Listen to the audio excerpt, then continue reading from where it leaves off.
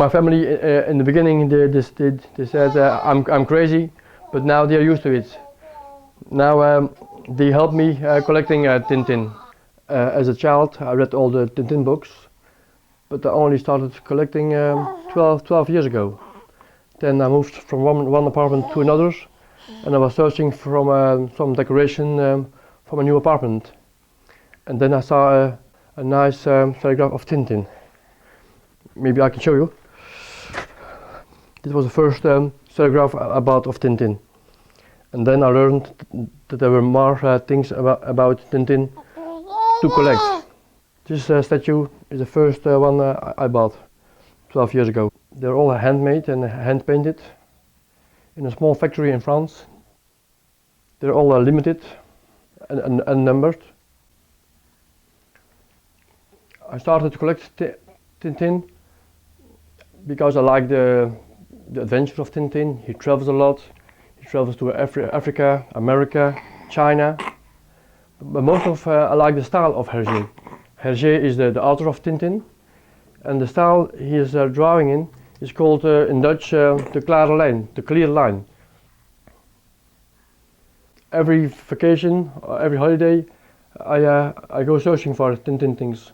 I visited the Tintin shop in Barcelona, and in Lisbon, and in London, and Brussels. So every time I'm searching for Tintin merchandise. I also visit a lot of auctions. I think these two statues are very important. There are only 500 copies of this statue. They're all numbered and signed. They are very difficult to find nowadays. And if you find them, they cost 6 times more than a few years ago. I collect Tintin in different languages. I already have 50 different languages of Tintin. I can show them here. Oh, they're right here. I have them in Japanese, and in Chinese, in Greek. I'll show a few. They're all different languages. There are 54 different languages of Tintin. Spanish.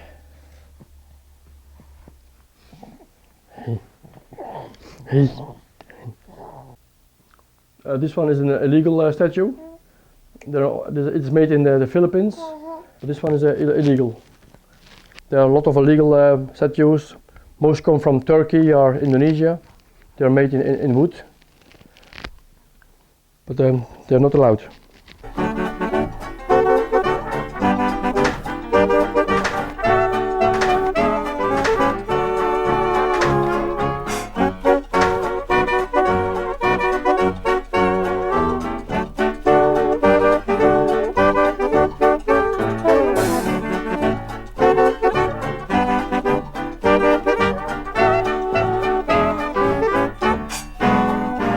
A few years ago I went to Chevigny.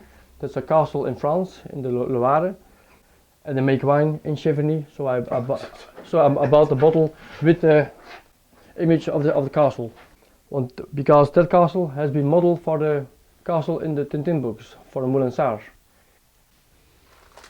These are some very old newspapers. This is the newspapers where Tintin appeared in for the first time. In 1929. There was a paper in Belgium that was called Le 20e siècle, dus the 20th century.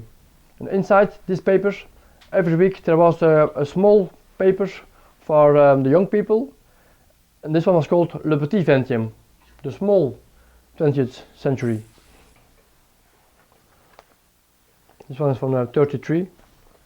I have some of 1931 and 29.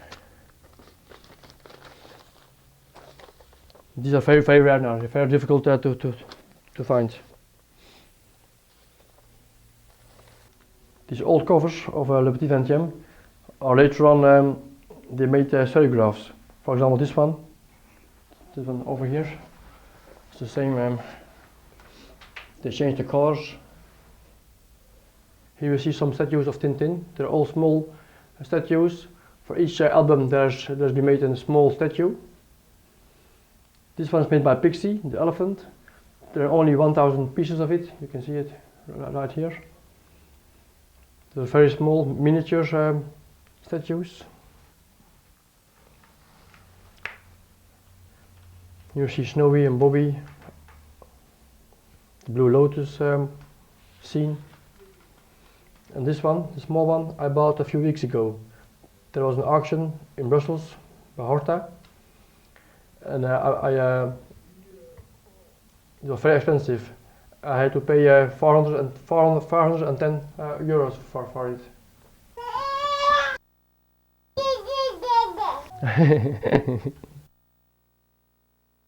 I hope my daughter will continue my collection. I'm not sure yet. She's too small to ask, but I hope she will continue collecting. But when she's a few years old, I will take her with me to auctions and comic markets. So I hope she gets the virus too. You're the cream in my coffee, you're the salt in my stew. You will always be my necessity, I'd be lost without you. You're the starch in this collar, you're the lace in my shoe. You will always be my necessity, I'd be lost without you. Most men tell love tales, each phrase dovetails. You've heard each known way, but this way is my own way. You're the sail in my love boat, you're the captain and crew. You will always be my necessity, I'd be lost without you.